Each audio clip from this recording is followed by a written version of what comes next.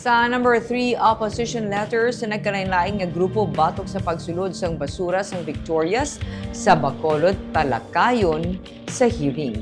Naglabot sa talatapan ni Bacolod City Mayor Claudio Jesus Raimundo Puentevella ang mga opposition letters na nagkalain-laing nga mga grupo nga nagapamatok sa plano nga paghaboy sa basura sa Victoria City sa sanitary landfill sa Barangay Felisa sa Bacolod City.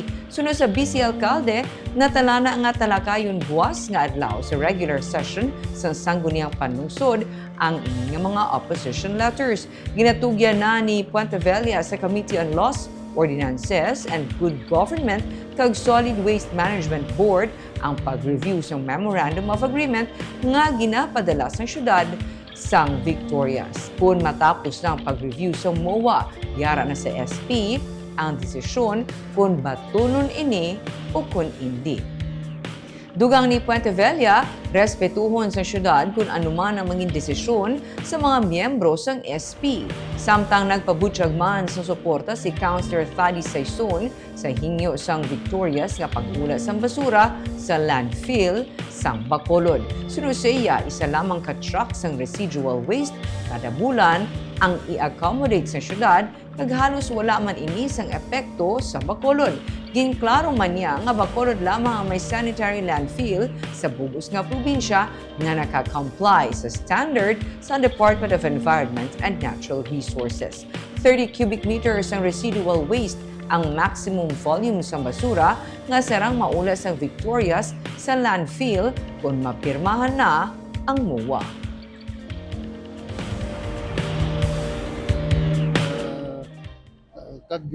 Temporary man lang, hindi man na sige-sige na, no, until such time nga mahuman man lang ang ilang nga area, no.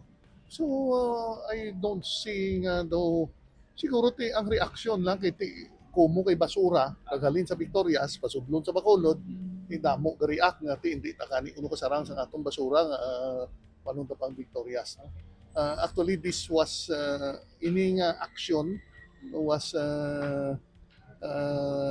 natabo because of a request, no, coming from the City Mayor of Victorias.